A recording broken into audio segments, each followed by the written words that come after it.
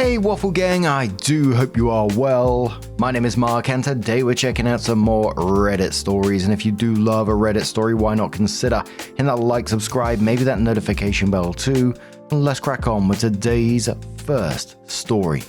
Much love guys. Now today's first story, it comes from the relationship advice subreddit saying fiancé female 29 insists I, male 30, cut off my parents, struggling with the decision.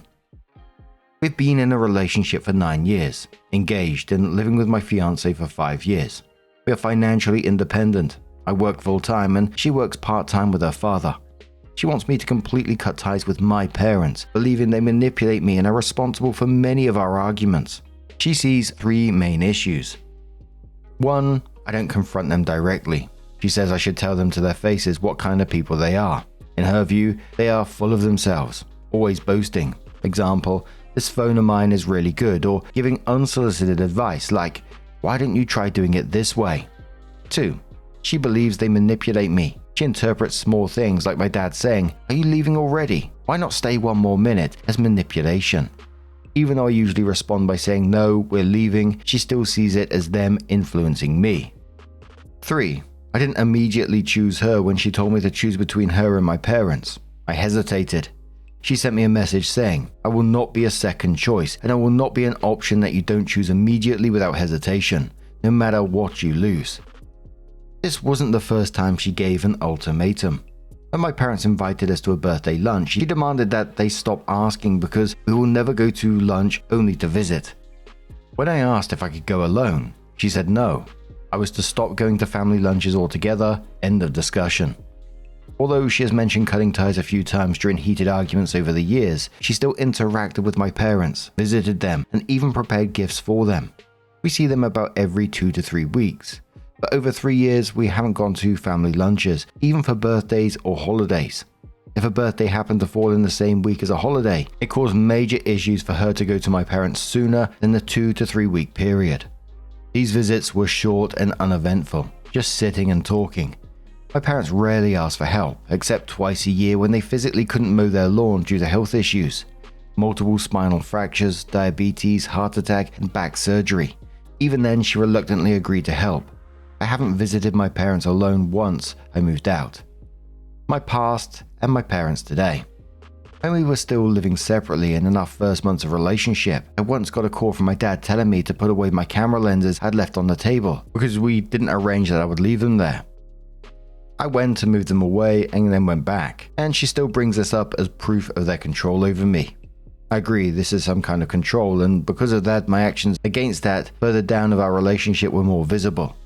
I also once told her I felt emotionally distant from my parents growing up because of their authoritative style. Maybe this made us see them in a worse light. Yes, they had more control over me in the past, but since moving out, they haven't, or I didn't see that. They never speak badly about her, and they treat me normally.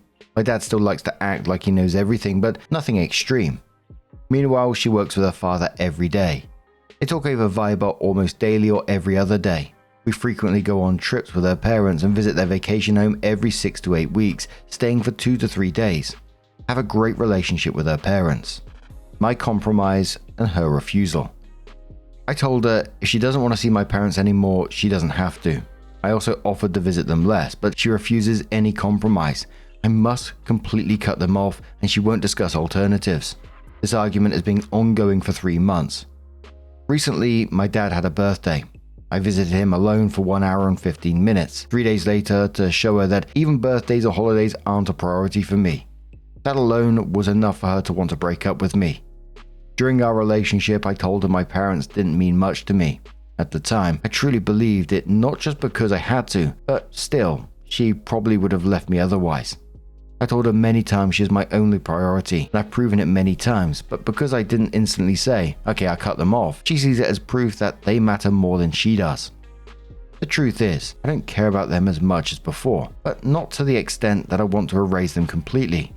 Whenever I try to discuss finding a solution, she refuses, saying she won't change her mind. It's either her or my parents. If I even mention that they are my parents, she gets even more frustrated.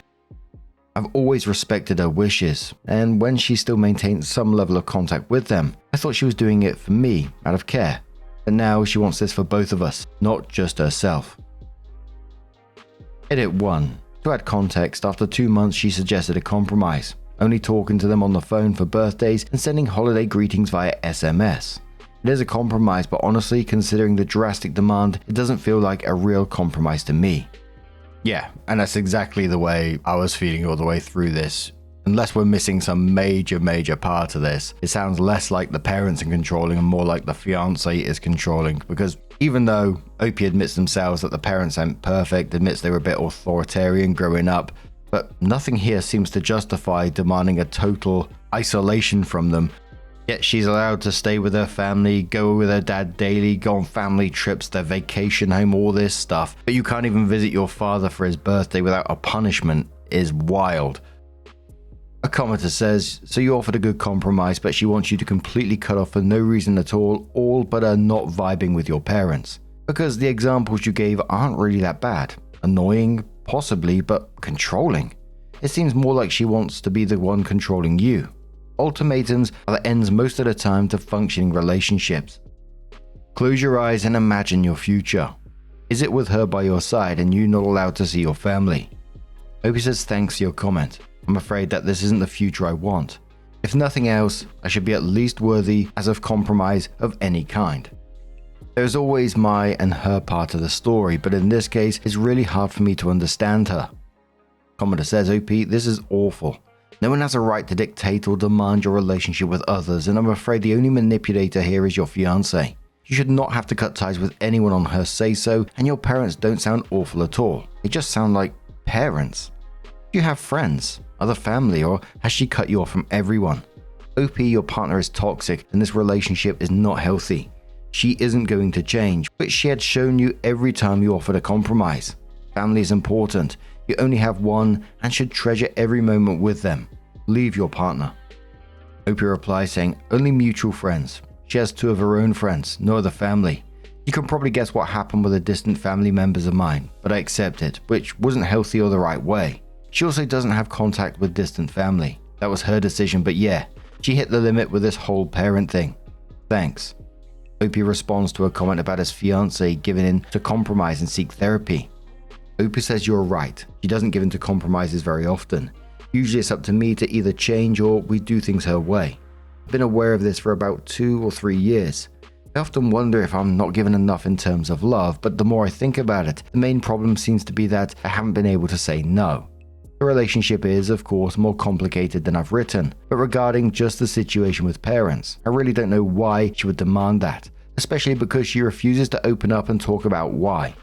All she says is that she's already told me everything about this over the years, that they're manipulating me and that they have control, but not a single really solid argument. How? When? Regarding therapy, I'm looking into it, thanks.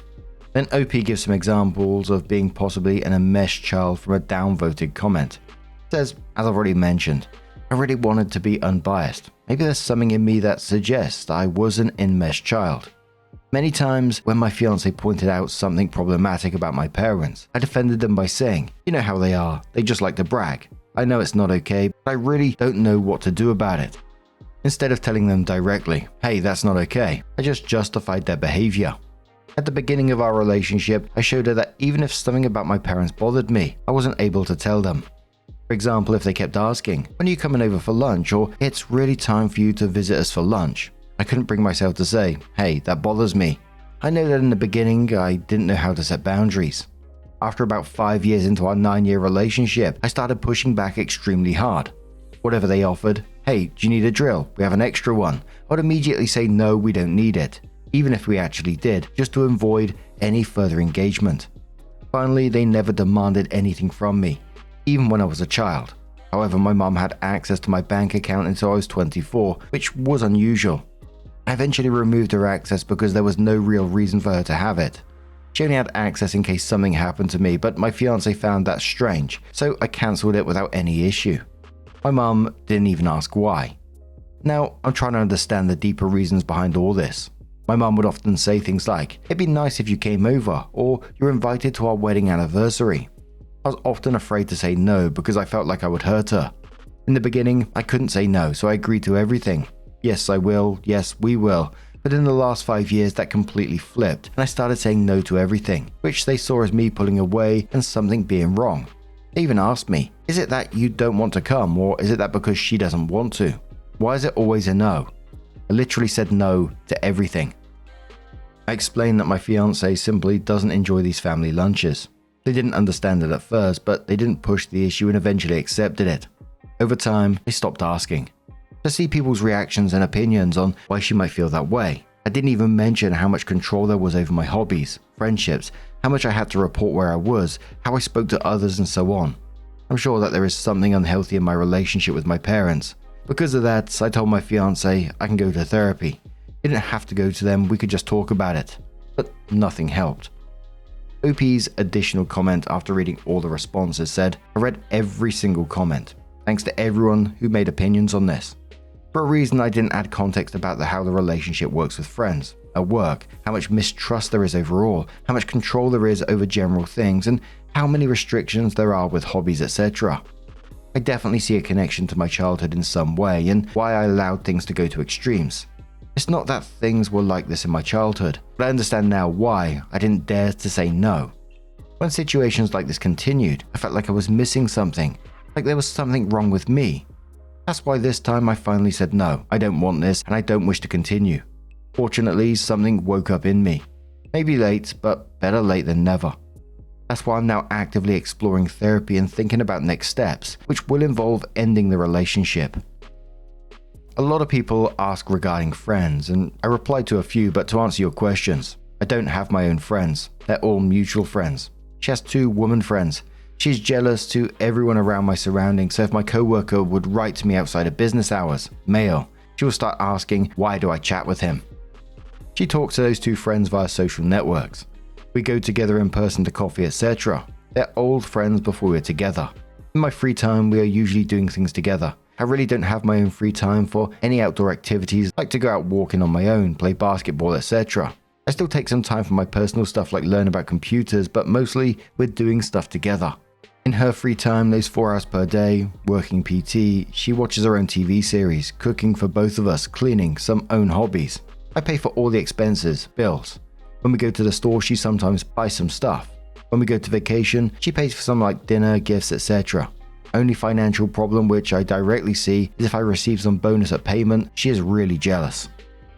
So it was 8 months after this that OP came back in with a different post saying how to introduce couples therapy in a relationship with strong emotional cycles. Hello everyone, I'm looking for advice on how to approach couples therapy in my relationship.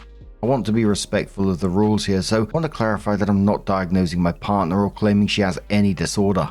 What I can say is that some of the patterns in our relationship have been very intense, and some of them resemble what people describe in this community. I'm not here to label or blame. I love my partner deeply and I know she struggles emotionally. I started individual therapy to work on my part and to understand how to support our relationship better. My therapist suggested that couples therapy or at least a proper clinical evaluation for her could help us both. But she is very hesitant about it, mostly because she has a deep fear of trusting and opening up and letting someone new into her emotional world. I want to respect that, but at the same time it feels like we keep hitting the same wall. She currently sees a non-clinical counselor, but there's no structured treatment or assessment. Whenever we hit deeper conflicts, we get stuck in cycles that are extremely hard for both of us. Some of the recurring issues involve strong fears, very high emotional reactions, and expectations that I genuinely try to meet, but sometimes can't without losing myself.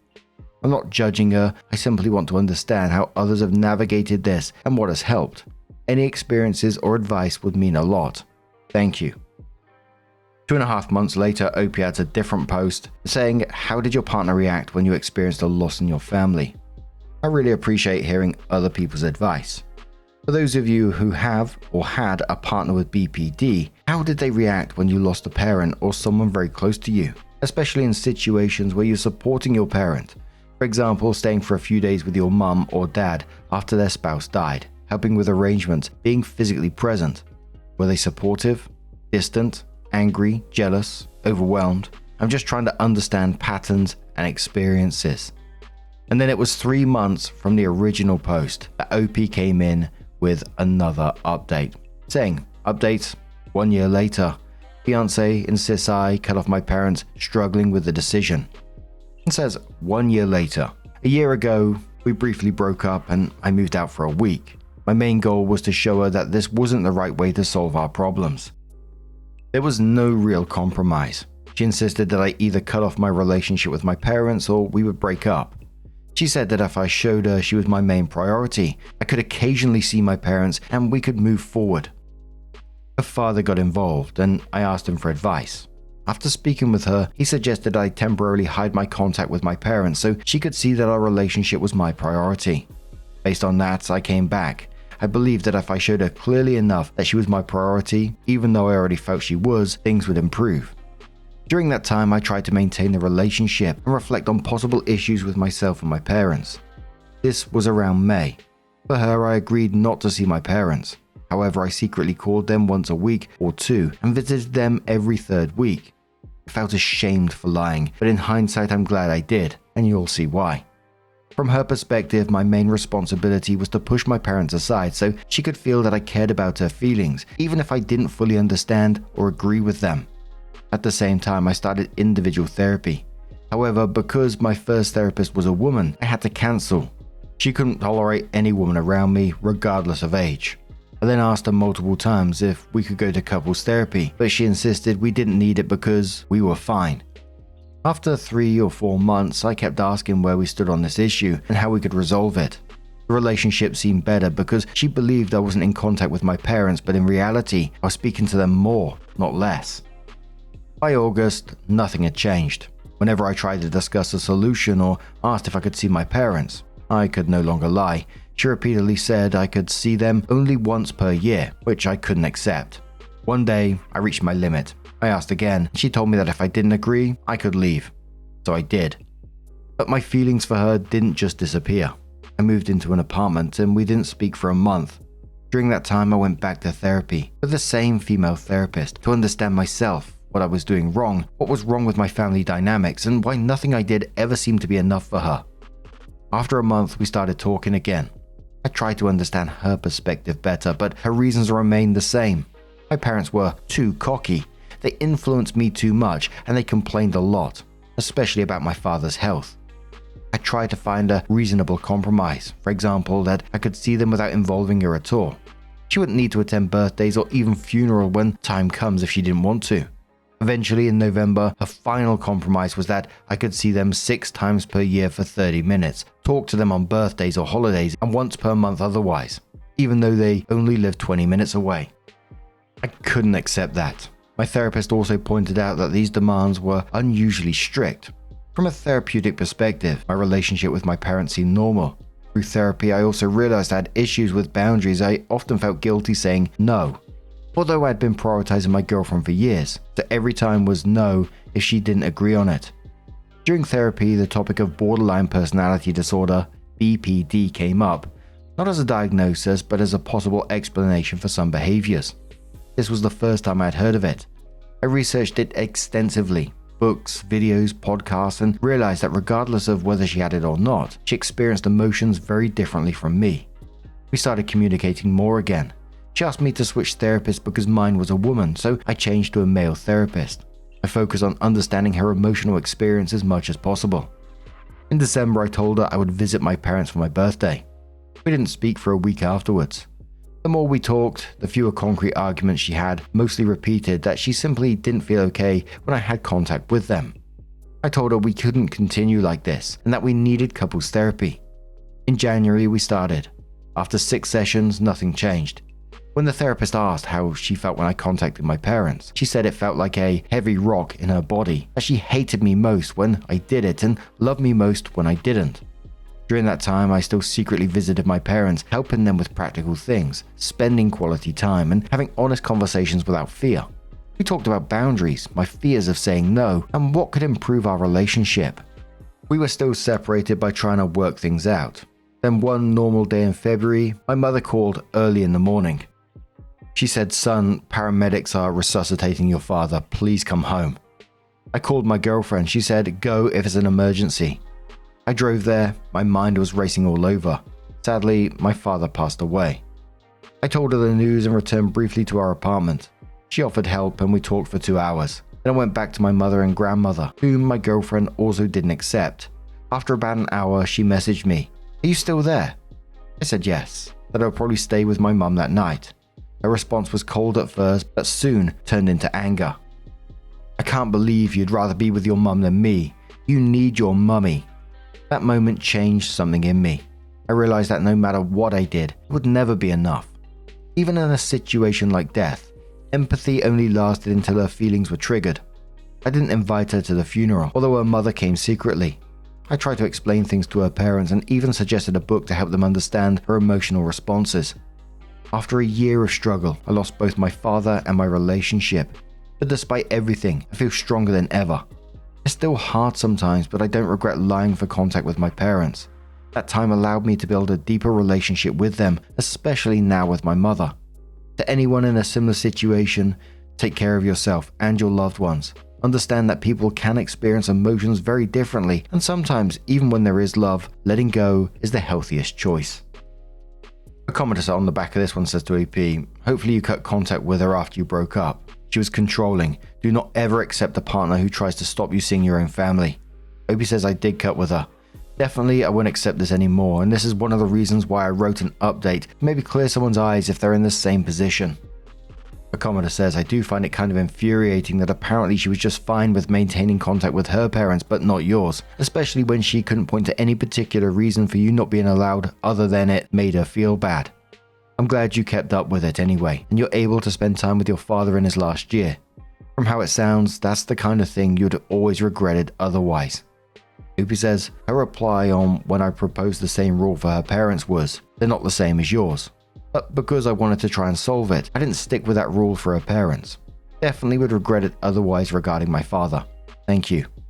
OP on the book he recommended to his ex-fiancée says, "It's Stop Walking on Eggshells, Paul T. Mason." A downvoted commenter says to OP, "This doesn't really line up with how therapy works. Therapists can't discuss or speculate on possible diagnoses of people who aren't their patients, especially stigmatized diagnoses like BPD. It can really harm people. Personal therapy work would be more centered on accountability for you, your experiences, your reactions, your boundaries, and your decisions, not an armchair diagnosing or analyzing your girlfriend as a separate clinical, non-client subject. The BPD books part especially sounds like a misunderstanding or exaggeration. Therapists don't really prescribe material for third parties like that." OP replies saying, "Maybe I should add some more information about it. After my few solo sessions with my first therapist, and when my ex-girlfriend refused to go to couple or solo therapy, then my therapist started to notice some patterns connecting with BPD, but she explicitly told me that she can't do any diagnosis, etc. But just to help me out to maybe look for some answers regarding understanding her feelings. It was strange also for me that she told me like that, but after looking for information for months, I can only say ex-girlfriend can feel differently what would be normal for me, BPD or not." A commenter says, "I'm very sorry to hear about your dad. I'm also very sad to see that you let this happen.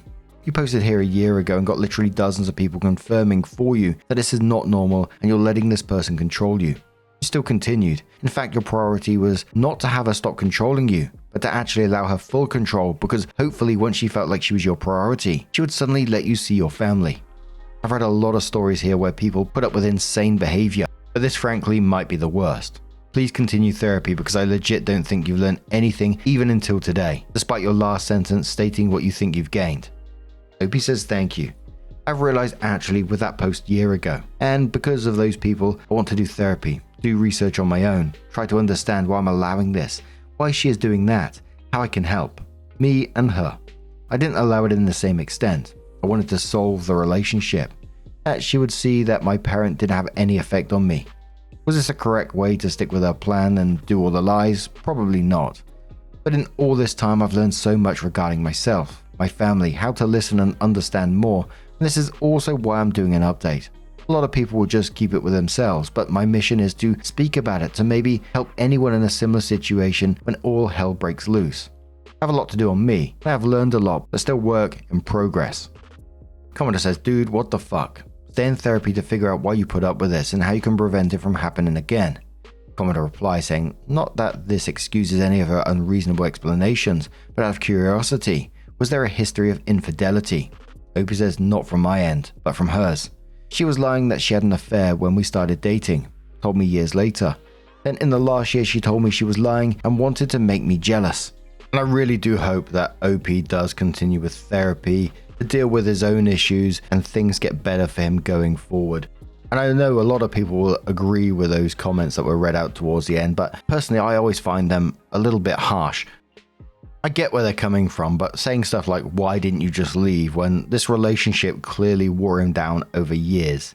People reading it get the full picture in 10 minutes, but he lived it slowly, piece by piece, while constantly being told that he was the problem. It's how we see a lot of these abusive relationships starting. Slowly, over time, more stuff gets introduced, you get isolated, and by the end, your way of thinking, your normal meter, is not there anymore. It's all distorted because he wasn't thinking my fiancé is controlling. He was thinking, or possibly thinking, maybe I'm too attached to my parents. Maybe I need better boundaries. Maybe I'm not prioritizing her enough. And that's why manipulation like this is so effective, because it doesn't all happen at once. It happens over time, slowly, wearing you down a little bit at a time.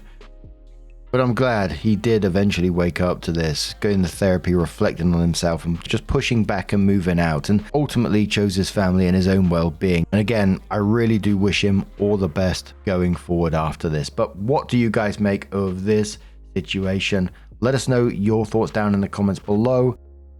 And just a huge thank you for being here today, getting involved in the story, showing your love, sharing your time, all that good stuff. Thank you so much. And hopefully I'm going to see you in the next one. Take care and much love.